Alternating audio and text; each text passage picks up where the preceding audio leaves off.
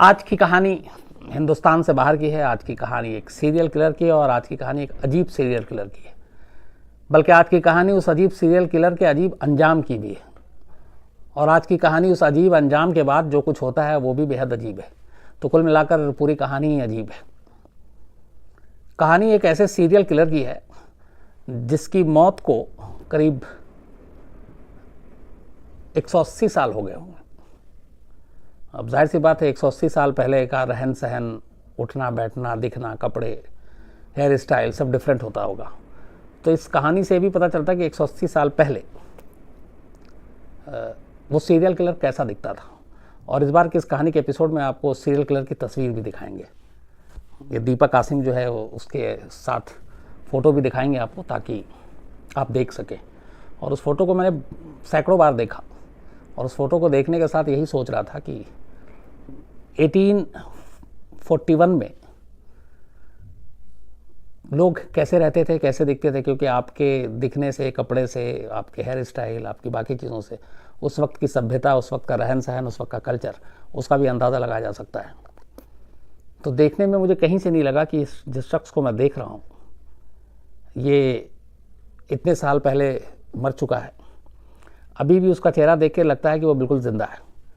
हाँ, ये अलग बात है कि एक जार में, एक बॉटल में शीशे के उसका सर रखा हुआ है और बाकायदा वो जो पेस्ट लगाकर, जो मिस्र और बाकी जगह ममीज़ आप जानते ही है, पुराने ज़माने में मिस्र में एक परंपरा थी जो जब किसी की मौत होती थी तो उसको दफनाने या जलाने की बजाय ममी लगाकर जो लेप है, तो उससे सैकड़ों साल तक उसकी बॉडी को आप प्रिजर्व करके, सुरक्षित करके रख सकते थे। तो ये कहानी उस एक ऐसे सीरियल किलर की है जिसके सर को प्रिजर्व करके रखा गया है, एक बोतल में बंद करके, और बाकायदा फांसी उसको दी गई। फांसी देने के बाद उसका सर काटा गया। सर काटने के बाद उसको लेप लगाया गया ताकि उसका सर ख़राब ना हो, और फिर उसे एक जार में रखा गया। और ये सब कुछ इसलिए किया गया ताकि साइंटिस्ट इंसान के दिमाग को पढ़कर ये आइडिया लगा सके कि एक इंसान के दिमाग में क्या क्या चलता है। और ख़ास तौर पर ऐसे खूनी, ऐसे सीरियल किलर जिसके ऊपर 70 से ज़्यादा लोगों के कत्ल का इल्ज़ाम था, वो क्या सोचता है कत्ल करते हुए, उसके दिमाग में क्या थी, क्या वो डिफरेंट, उसकी जो दिमाग की नसें हैं वो अलग हैं, अलग काम करती हैं, अलग तरीके से सोचती हैं। तो इन सारी चीज़ों को जानने के लिए ये सारे कदम उठाए गए। कहानी पुर्तगाल की है। कहानी पुर्तगाल की राजधानी लिस्बन की है। और लिस्बन और पुर्तगाल का नाम लेते ही जहन में अबू सालेम और मोनिका बेदी भी आ जाती हैं याद फ़ौरन, क्योंकि अबू सालेम को पुर्तगाल से ही डिपोर्ट किया गया था। इस कहानी की एक और चीज़ है जो मैं भूल गया आपको बताना, वो ये है कि पुर्तगाल में अब मौत की सज़ा नहीं है। तो वहाँ पे ये है कि आप मैक्सिमम एक पनिशमेंट है जो सज़ा शायद 20 साल या कुछ, बट वहाँ डेथ पेनल्टी नहीं है। पर ऐसा नहीं कि पहले नहीं था। जिस सीरियल किलर की मैं आपको कहानी सुनाने जा रहा हूँ, कहते हैं कि ये आखिरी के 4-5 या 6 लोगों में से था जिसको वहाँ मौत की सज़ा मिली। उसके बाद मौत की सज़ा पे ही रोक लगा दी गई और फिर पुर्तगाल में कभी किसी को मौत की सज़ा नहीं मिली। नंबर 1। नंबर 2, इस सीरियल किलर से पहले एक ये भी इतिहास है कि पुर्तगाल में ये दूसरा सीरियल किलर पैदा हुआ था उस ज़माने में। इससे पहले एक लेडी थी, एक महिला थी, जिसने करीब 28 बच्चों को जहर देकर मार दिया था। और कहते हैं कि वो पुर्तगाल की हिस्ट्री की पहली सीरियल किलर थी। तो जब वो पकड़ी गई उसके बाद उसे भी फांसी की सज़ा दी गई। और फांसी की सज़ा देने के बाद बाकायदा उसकी लाश को पब्लिक के सामने कहते हैं कि जलाया गया था। लोगों में इतना गुस्सा था क्योंकि उसने बच्चों को मारा था इतनी बड़ी तादाद में। तो उस सीरियल किलर के बाद ये दूसरा सीरियल किलर पुर्तगाल के इतिहास का पैदा हुआ और जिसने इतनी जान ली। कहानी डिएगो एल्वेस की है। ये सीरियल किलर का नाम है। डिएगो एल्वेस इस्तांबुल कह रहा हूँ मैं, जब पुर्तगाल पहुँचता है और वहाँ पे नौकरी की तलाश इधर उधर करता है, भटकता है और उसे नौकरी नहीं मिलती। वो लिस्बन आया था, इसकी पैदाइश स्पेन की थी, लेकिन रोज़ी रोटी की तलाश में ये लिस्बन उस वक्त पहुँचता है और वहाँ पे कामकाज की तलाश करता है, लेकिन इसे नौकरी नहीं मिलती। एक जगह से दूसरी जगह भटकते भटकते ये परेशान हो जाता है। इस दौरान में कुछ ऐसे लोग इससे टकराते हैं जो थोड़े गलत रास्ते पे थे, तो उनको देखता है कि ये लोग नौकरी तो करते नहीं हैं पर इनकी ज़िंदगी सही सही चल रही है। तो जब बारीकी में गया तो पता चला कि वो लोग छोटे मोटे क्राइम करते हैं और उससे अपनी ज़िंदगी गुजारते हैं। वहाँ से इसको आइडिया आया कि नौकरी मिल नहीं रही है, ज़िंदगी अच्छी चल नहीं रही है, तो क्यों ना इनकी तरह आराम की ज़िंदगी गुजारते हैं, बिना ज़्यादा मेहनत किए वे क्राइम करते हैं और वैसे ही रहेंगे। तो इसने शुरुआत लूटपाट से की।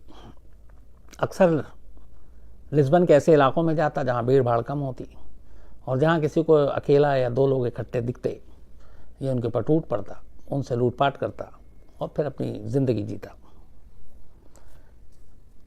पर शुरुआत इसने लूटपाट से की, सिर्फ लूटपाट करता और निकल लेता।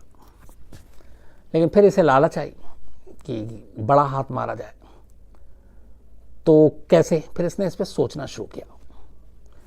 सोचने के बाद इसने पाया कि लिस्बन में एक पुल है और उस पुल की हाइट करीब 213 फुट उसकी ऊंचाई थी और वो पुल एक ज़रिया था लिस्बन से आउटर एरिया में जाने के लिए, जो लिस्बन के बाहर का इलाका है। तो उस पुल का इस्तेमाल आमतौर पर वो किसान करते थे जो खेती बाड़ी करते थे और वो उस पुल के ज़रिए लिस्बन शहर में दाखिल होते, दिन भर अपने फल सब्जियां बेचते, शाम को अपनी कमाई के साथ उसी पुल के रास्ते वापस घर लौट जाते। डिएगो एल्वेस ने पूरा रिसर्च किया, उसने देखा कहाँ पे कम जोखिम है, कहाँ कम खतरा है। उसके बाद ये पुल उसकी नज़र में आ गया। उसने देखा कि अक्सर शाम को किसान लोग जो हैं वो किसान इस पुल से गुजरते हैं और सुबह इसी पुल से आते हैं। फिर उसने जब बारीकी से रेकी की तो लगा कि जैसे जैसे शाम ज़्यादा ढलती जाती है किसानों का झुंड कम होता जाता है। कई बार ऐसा होता है कि इक्का दुक्का किसान अकेले ही चला जा रहा है। शुरू में ग्रुप में जाते हैं, फिर जैसे जैसे शाम ढलती जाती है अकेले होते जाते हैं। कोई कभी किसी की सब्ज़ी नहीं बिकी या फिर फल नहीं बिका या लेट हो गया तो बेचारा अकेला निकल लेता था। डिएगो ने तय किया कि जो शाम को सबसे आखिर में उस पुल से गुजरे, जो अकेला हो, ये उसी को अपना निशाना बनाएगा ताकि पकड़े जाने का खतरा ना हो। तरीका काम कर गया। शाम को ये उस पुल पे घात लगा कर बैठता, किसान झुंड में जा रहे होते उन्हें छोड़ देता, जो किसान अकेला होता या अचानक उन पर टूट पड़ता, उनसे सारे पैसे लूटता और लूटने के बाद उस ऊंचाई से पुल के वो उनको नीचे फेंक देता। अब इतने ऊंचाई से गिरने के बाद किसी के बचने की उम्मीद होती नहीं है, तो किसान की मौत हो जाती। ये सिलसिला शुरू हुआ। धीरे धीरे उसने उस पुल को ही अपना ठिकाना बना लिया। खामोशी से आता, शाम ढले किसी एक किसान को अपना शिकार करता। डिपेंड करता है कि उस किसान के पास से कितने पैसे मिले। अगर वो पैसे उसके लिए कुछ दिन के लिए काफ़ी होते तो वो फिर कुछ दिन आराम से शहर में घूमता, मज़े करता, और जब पैसे ख़त्म हो जाते फिर वो पुल का रुख करता। तो ऐसा नहीं था कि वो हर दिन आता, डिपेंड करता था कि लूटने वाले से उसने कितना लूटा, उस लूट के पैसे से उसका कितने दिन का खर्चा चलेगा, और जब वो खर्चा उसका ख़त्म होने लगता तब फिर ये अगले शिकार की तलाश में उस पुल पे पहुंचता। उसके बाद ये सिलसिला शुरू हो गया। हफ्ता, कभी 3 दिन, कभी 5 दिन, कभी दूसरे दिन उसने हर पुल से एक एक किसान को निशाना बनाना शुरू किया। इस दौरान में कुछ किसान हट्टे कट्टे थे, उन्होंने विरोध किया तो इसने उनको चाकू मारा और चाकू मार के फिर ऊपर से नीचे फेंक दिया। हफ्ता महीना गुजरा। महीना गुजरने के बाद अब ये हुआ कि धीरे धीरे किसान गायब हो रहे हैं। जिस इलाके से, जिस बस्ती से आते थे, जाहिर सी बात है एक दूसरे को जानने वाले, अब उसमें ये हो गया कि 1, 2, 3, 4, 5, 10, 15, 20 किसान कम होते जा रहे हैं। तो पहले शुरू में ये लोगों को लगा कि कुछ किसान अपना बेचने के लिए गए, वो शहर में ही रह गए, लिस्बन से लौटे नहीं, लौट आएंगे। लेकिन एक एक करके जब मिसिंग शुरू हो गई, किसान वापस नहीं आ रहे हैं गाँव अपने घर, तो बात फैलनी शुरू हुई। तब तक करीब 20-30 किसान गायब हो चुके थे। अब ये बात पुलिस तक पहुंची तो पुलिस ने शुरू में ये लगा कि एक तो उस वक्त वहाँ की जो हालत थी, खेती बाड़ी, मौसम, बहुत सारी चीज़ें ऐसी थी जो किसानों के लिए दुश्वार थी काफ़ी। तो और उससे कुछ साल पहले इसी मुफलिसी और सही से खेती बाड़ी नहीं हो रही थी, जो अपने हिंदुस्तान में भी है, जो अक्सर किसान खुदकुशी करते हैं। तो पुर्तगाल में भी किसानों की खुदकुशी का कुछ मामला सामने आया। तो जब ये किसानों की गुमशुदगी की बात आई तो पुलिस को लगा कि शायद ये लोग किसान जो गायब हैं इन्होंने खुदकुशी कर ली। इत्तेफाक से पुल के नीचे से कुछ लोगों का गुजर हुआ और वहाँ पे उन्होंने कुछ लाशें मिली। उन लाशों को लाया गया तो देखा गया कि ये किसान है। अब इत्तेफाक एक और इसमें ये हुआ कि जो 5-6 लाशें मिली जिनको ऊपर लाया गया, बाकी नज़र नहीं आई थी उस वक्त, वो सारे के सारे उन किसानों की लाशें थी जिन्हें लूटने के बाद डिएगो ने पुल के ऊपर से धक्का दे दिया था। उनको कोई चाकू नहीं मारा था, उनके साथ कोई उसने मारपीट उस तरीके से नहीं की थी, सीधा लूटा और पुल के नीचे फेंक दिया। तो अब उनके जाहिर सी बात है ना गला घोटा है ना चाकू के निशान है, कुछ नहीं है। तो फिर पुलिस का यकीन और बढ़ा कि ये सारे किसान शायद गरीबी और परेशानी में तंग आकर इन्होंने पुल से कूद के अपनी जान दे दी है। तो बात आई गई ख़त्म होने वाली थी कि किसान खुद जो गायब हो रहे हैं वो असल में खुदकुशी कर रहे हैं। वक्त बीता लेकिन किसानों की गुमशुदगी का सिलसिला नहीं थमा, बढ़ता गया। 30, 40, 50 हो गया। अब पुलिस को भी फिक्र हुई क्योंकि इस दौरान में फैमिली से, बाकी लोगों से, किसान के साथियों से भी बातचीत हुई तो पता चला उसमें से बहुत सारे किसान ऐसे थे जिन्हें कोई फाइनेंशियली प्रॉब्लम नहीं थी, उनका धंधा अच्छा चल रहा था, खेती उनकी अच्छी थी, शहर में उनकी सब्जियां और अनाज सब अच्छे से बिक रहे थे। तो फिर वो क्यों खुदकुशी करेंगे? तो फिर अब लाशें भी कम मिली, बाकी कहाँ गई? फिर पुलिस ने फैसला किया कि उस पुल के नीचे की जगह को तलाशी ली जाएगी। और इस दौरान एक और काम किया गया कि प्रशासन से कहकर उस पुल को फॉर द टाइम बिंग बंद करवा दिया गया कि इस पुल से कोई नहीं गुजरेगा, अल्टरनेट रास्ता दे दिया गया। पुल को जब बंद किया गया तो अचानक किसानों की गुमशुदगी का मामला भी बंद हो गया। अब ये बड़ी हैरत की चीज़ थी। फिर पुलिस ने फैसला किया कि पुल के नीचे जाके वो तलाशी लेंगे। इसके बाद पूरे पुल के नीचे के तमाम एरिया, वहाँ पे पानी भी था, नदी भी थी, पत्थर भी थे, उनकी तलाशी ली गई, तलाशी रंग लाई और धीरे धीरे करके किसानों की लाशें मिलनी शुरू हुई जिनकी तादाद 30, 40, 50। उन लाशों को जब लाया गया तो उनमें से कुछ लाशें ऐसी मिली जिन पे तेज धार चाकुओं के निशान थे। जब वो निशान मिले तो फिर पुलिस की भी आंखें टेढ़ी हुई, लगा कि मामला गड़बड़ है, ये खुदकुशी का नहीं बल्कि कत्ल का मामला है। और इसी के बाद पुलिस ने पहली बार माना कि कोई कातिल है जो किसानों का कत्ल कर रहा है और ये खुदकुशी नहीं कर रहे हैं। पुलिस ने अपने सारे घोड़े खोल दिए उस कातिल तक पहुंचने के लिए, लेकिन कोई कामयाबी हाथ नहीं लगी। इस दौरान में डिएगो एल्वेस को मालूम था और वहाँ की जो शहर में चर्चा भी हो गई थी गुमनाम कातिल की, किसान के गायब होने की, किसान की लाशें मिलने की, उनके कत्ल की। तो डिएगो ने तय किया कि पुलिस को चकमा देने के लिए वो कुछ वक्त खामोश रहेगा और कोई क्राइम नहीं करेगा वरना नज़रों में आ जाएगा, उसे डर था। तो करीब 2 से 3 साल तक ये खामोश रहा, इसने कोई क्राइम नहीं किया। इस दौरान में किसानों की गुमशुदगी, किसानों की मौत, किसानों का कत्ल, सब कुछ थम सा गया, रुक गया। जब ये थम गया, इधर 3 साल ये भी खामोश रहा, फिर सरकार ने कहा कि चलो इस पुल को दोबारा खोल देते हैं, वहाँ पे सिक्योरिटी बढ़ा देते हैं। पुल खुला, सिक्योरिटी बढ़ा दी गई, कोई किसान गायब नहीं हुआ। लेकिन 3 साल के बाद अब डिएगो छटपटाने लगा। उसे मालूम था कि उसकी आमदनी का जरिया एक ही है, क्राइम, लूटपाट। तो वो क्या करे? तो वो अंडरग्राउंड था। इसके बाद फिर उसने तय किया कि अब वो अपने क्राइम का तरीका बदलेगा। उसे लगा कि अकेला मैं अब क्राइम करता रहूँगा तो पकड़ा जाऊँगा और बहुत बड़ी लूट को अंजाम नहीं दे पाऊँगा, उसके लिए गैंग ज़रूरी है। तब उसने 3 साल के बाद क्राइम छोड़ने की बजाय एक नया आइडिया लेकर आया कि बड़े पैमाने पे अब वो क्राइम करेगा। इसके बाद उसने सबसे पहले ऐसे लोगों को शिकार बनाना शुरू किया जो गरीब थे, जिनका थोड़ा सा रुझान क्राइम की तरफ था, जहाँ से शुरू में इसको प्रेरणा मिली थी उस शहर के। तो इसने अपने बारे में कुछ नहीं बताया कि इसका पास्ट क्या था, उन किसानों का असल में सीरियल किलर यही था, बट ये कि लूटपाट करते हैं। और धीरे धीरे कुछ गरीब, ज़रूरतमंद और जो सोच से क्रिमिनल थे उनको इकट्ठा किया और उनके साथ मिलकर इसने गैंग बनाया। थोड़ी बहुत लिस्बन में लूटपाट की, पैसे जमा किए और फिर उस गैंग के लिए हथियार खरीदे। क्यों? क्योंकि उसे मालूम था कि अब गैंग बनने के बाद पुलिस से भी आमना सामना होगा और बड़े क्राइम को अंजाम देंगे तो पुलिस का भी मुकाबला करना है, तो उसके लिए हथियार खरीदा गया।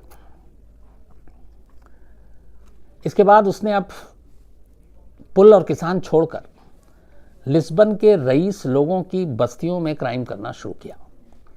ये किसी भी रैकी करता, पता चल जाता किस किस घर में कौन अमीर लोग हैं, कितने लोग हैं, वहाँ घुसना, क्राइम करना कितना आसान है, ख़तरा तो नहीं है। इन सारी चीज़ों को परखने के बाद ये अपने गैंग के साथ उस घर में दाखिल होता, सारे कीमती सामान पैसे लूट लेता, लेकिन जाते जाते उस घर में मौजूद जो भी शख्स होता उसको बड़ी ही बेरहमी से मार डालता। तो 3-3.5 साल पहले तक पूरा लिस्बन किसानों की गुमशुदगी और मौत को लेकर परेशान, 3-3.5 साल बाद अचानक अब शहर के अंदर क्राइम की वारदात बढ़ने लगी। पुलिस परेशान की क्या करे, और इस दौरान में पुलिस सोचती रही, तब तक लगातार शहर के अमीरों के घर पे हमले होते रहे और ये उन्हें मारता रहा और लूटता रहा। ये सिलसिला भी चलता रहा। पुलिस वैसे ही हाथ खाली जैसे किसानों के मामले में, प्रेशर ज़्यादा, लोग अब सहमे हुए, लिस्बन में डरे हुए, पहले कभी ऐसा हुआ नहीं था। पुलिस ने अपने सारे मुखबिर, जासूस सब पूरे फील्ड में उतार दिए, लेकिन कामयाबी नहीं मिल रही थी। इसी दौरान में लिस्बन के एक बहुत मशहूर डॉक्टर थे और बहुत ही रईस अमीर, वो एक रईसों की बस्ती में रहते थे। डिएगो ने उस डॉक्टर को अपना निशाना बनाने का फैसला किया। उसका प्लान के तहत ये अपने गैंग के साथ उस डॉक्टर के घर में हमला करता है और उस डॉक्टर समेत उस घर में मौजूद 4 लोगों को बड़ी बेरहमी से ये मारता है और चाकू से गोद गोद कर। उस डॉक्टर के कत्ल की बात पूरे शहर में फैल जाती है, नामी डॉक्टर, और जिस बेरहमी से मारा गया उसके बाद शहर में उसको लेके बहुत सारी बातें होनी शुरू हो गई। अब पुलिस के ऊपर प्रेशर था। यहाँ पे पुलिस का एक काम कर गया तरीका, वो ये कि डॉक्टर चूंकि नामी थे, कत्ल के फ़ौरन बाद पुलिस को खबर मिल जाती है इस वारदात की, इस इंसिडेंट की। पुलिस की टीम फ़ौरन वहाँ पे पहुँचती है डॉक्टर के घर पे। शहर भर की पुलिस को अलर्ट कर दिया जाता है। इस दौरान में जब ये डिएगो ने अपना गैंग बनाया तो ये शहर में रहने की बजाय शहर के बाहर एक सुनसान जंगल का इलाका था। ये लोग वहाँ उन्होंने अपना ठिकाना बना रखा था। शहर में वारदात करते, जंगल में जाकर छुप जाते। थोड़ी बहुत पुलिस को जानकारी मिली थी कि कुछ ऐसे लोग हैं जो शहर में नहीं हैं, जो शहर के बाहर से आते हैं, शहर में वारदात करते हैं और चले जाते हैं।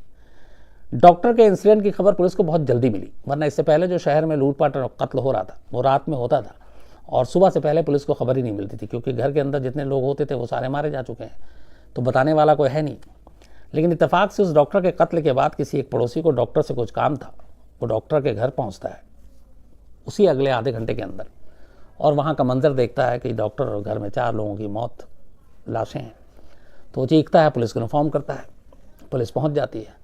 अब पुलिस के सामने एक बड़ा वो था कि मौका कि डॉक्टर के कत्ल को ज़्यादा वक्त नहीं हुआ था, तो कातिल जहाँ भी था वो शहर में आसपास ही है, बहुत दूर नहीं गया होगा। पुलिस पूरे शहर की पुलिस को अलर्ट कर देती है। इसके बाद 4-5 संदिग्ध लोग शहर से बाहर निकलते हुए, चूँकि सारी नाकाबंदी कर दी गई थी, पुलिस के हत्थे चढ़ जाते हैं। पुलिस उनको पकड़ती है, सख्ती से पूछताछ होती है, तो फिर वो अपना जुर्म कबूल कर लेते हैं कि डॉक्टर का कत्ल उन्होंने नहीं किया। उनमें जो सबसे खामोश और चुपचाप खड़ा हुआ था वो डिएगो एल्वेस था, जो सीरियल किलर था। तो पुलिस बाकी लोगों से बात करती है, उनका हिस्ट्री खंगालती है, तो पता चलता है कि ये सब हाल के छोटे मोटे क्रिमिनल थे। और अभी फिर बातचीत में पता चल जाता है कि इनके गैंग का सरदार कौन है, तो वो डिएगो एल्वेस निकलता है। डिएगो एल्वेस की पुलिस फिर रिकॉर्ड निकालती है, तो उसका रिकॉर्ड ही मिसिंग। लेकिन फिर कुछ ना कुछ ऐसी चीज़ें होती हैं कि पुलिस को शक होता है कि जिस बड़े पैमाने पे लिस्बन शहर के अंदर कत्लेआम हो रहा है, इससे 3 साल पहले जो कुछ हुआ था, क्योंकि उसमें भी चाकू के सारे निशान मिले थे, तो क्या उसका इससे कोई कनेक्शन है। लिस्बन पुलिस बड़ी अक्लमंदी से पूरे केस की तफ्तीश करती है, सारी कड़ियाँ जोड़ती है। उसके बाद डिएगो से पूछताछ होती है और डिएगो एल्विस अपना जुर्म कबूल कर लेता है। जब वो जुर्म कबूल करता है तो कहता है कि 70 के बाद शायद उसे उसकी गिनती याद नहीं है, तो 70 लोगों का उसने कत्ल किया था। बोला ऊपर भी हो सकता है, और कितना ऊपर एग्जैक्ट याद नहीं है, लेकिन 70+ उसने माना। जब ये बात सामने आई, पूरा लिस्बन, पूरा पुर्तगाल सन्न रह गया, क्योंकि पुर्तगाल की हिस्ट्री में इतना बड़ा सीरियल किलर जिसने 70 से ज़्यादा लोगों को अकेले मारा, कोई दूसरी मिसाल थी नहीं। इसको लेके बहुत हंगामा हुआ, लोगों में गुस्सा था और कहा गया कि इसको सख्त से सख्त सज़ा दी जाए। कोर्ट ने फ़ौरन आनन फानन में मुकदमे की कार्रवाई शुरू की। फरवरी 1841 में अदालत ने सज़ा सुनाई डिएगो एल्विस को सज़ाए मौत, और उस वक्त पुर्तगाल में सज़ाए मौत फांसी दे के दी जाती थी। तो जब इसको सज़ाए मौत सुनाई गई और तारीख फिक्स हो गया फांसी देने का, तब लिस्बन के कुछ जो डॉक्टर थे और साइंटिस्ट, वो रिसर्च कर रहे थे इंसानी खोपड़ी की उन कोशिकाओं की कि जहाँ से कुछ पता चले कि ऐसे लोग क्या सोचते हैं। इसको साइंस के टर्म में फ्रेनोलॉजी उस वक्त कहा जाता है। फ्रेनोलॉजी जो मस्तिष्क विज्ञान है, दिमाग ज्ञान। तो वो कर रहे थे कि ऐसे लोग जो ऐसे सीरियल किलर होते हैं, इनके दिमाग में चलता क्या है, ये क्यों आम इंसानों से अलग होते हैं, एक इंसान दूसरे इंसान का कत्ल कैसे कर सकता है, इतनी बड़ी तादाद में कैसे कर सकता है। तो वहाँ पे फ्रेनोलॉजी की पढ़ाई पे बड़ा जोर दिया जा रहा था और वहाँ पे पूरी एक टीम साइंटिस्ट की वो इसके ऊपर रिसर्च कर रही थी। किससे इसके सामने आ गए थे डियागो के, इससे बेहतर केस स्टडी उनके लिए था नहीं। सारे जो वहाँ के नामी साइंटिस्ट थे उन्होंने गवर्नमेंट और कोर्ट से एक अपील की और एक वहाँ पे अर्जी डाली कि डियागो की फांसी के बाद उसका सर उन्हें दे दिया जाए ताकि वो उसके ऊपर रिसर्च कर सके। अदालत और सरकार ने उस अर्जी को एक्सेप्ट किया। डिएगो को फरवरी 1841 में फांसी दी गई। फांसी के फ़ौरन बाद उसके सर को काटा गया और काटने के बाद जैसे मिस्र में ममीज़ को लेप लगाकर बरसों सैकड़ों साल तक रखा जाता था, वही लेप लगाकर डिएगो एल्विस के सर को एक शीशे के जार में रखा गया और उन साइंटिस्ट के हवाले किया गया। उन्होंने उसके ऊपर काफ़ी कुछ काम किया, लेकिन उससे क्या फ़ायदा हुआ, क्या मिला, कितनी जानकारी मिली, ये नहीं मालूम। लेकिन फिर डिएगो के उस सर को लिस्बन यूनिवर्सिटी के मेडिसिन साइंस डिपार्टमेंट के म्यूज़ियम में ले जाकर रख दिया गया। तो पुर्तगाल के सबसे बड़े सीरियल किलर अब तक के इतिहास में 1841 में उसका सर जो है वो काट के रखा गया था और आज भी ये लिस्बन यूनिवर्सिटी के मेडिसिन साइंस डिपार्टमेंट के लैब में एक जार में रखा हुआ है और उसमें जाकर कोई भी उसको देख सकता है। और आज भी उसकी शक्ल वैसी ही एकदम जैसी 1841 में मौत से पहले दिखता था। आंखें खुली हुई हैं तस्वीर में, बाल वैसे ही है, हल्की हल्की मूछें हैं, गोरा रंग है और उसको देख के लगता नहीं है कि आदमी 70 से ज़्यादा लोगों का कातिल हो सकता है। उम्र उसकी होगी करीब उस वक्त जब ये पकड़ा गया या मारा गया सिर्फ 30 से 35 साल। 35 साल की उम्र में इसने अपनी उम्र से ज़्यादा कत्ल किए। तो एक सीरियल किलर दुनिया का इकलौता ऐसा सीरियल किलर है जिसकी मैं कहानी सुना रहा हूँ, जो आज भी जिंदा है अपने सर की शक्ल में, लेकिन एक बोतल में बंद है। और बहुत सारे स्टूडेंट्स और बाकी सारे लोग जो लिस्बन जाते हैं और जिन्हें ये कहानी पता है वो कोशिश करते हैं कि एक बार उस म्यूज़ियम में जाएं ताकि पुर्तगाल की हिस्ट्री के सबसे खूंखार, सबसे बड़े कातिल, सबसे बड़े सीरियल किलर को वो देख सकें। तो आप में से अगर कुछ लोग, हमारे क्राइम तक फैमिली के लोग तो पूरी दुनिया में फैले हुए हैं, कुछ लिस्बन में हों और अगर आप गए हों, आपने देखा हो, तो ज़रूर मुझे मेल कीजिएगा, बताइएगा।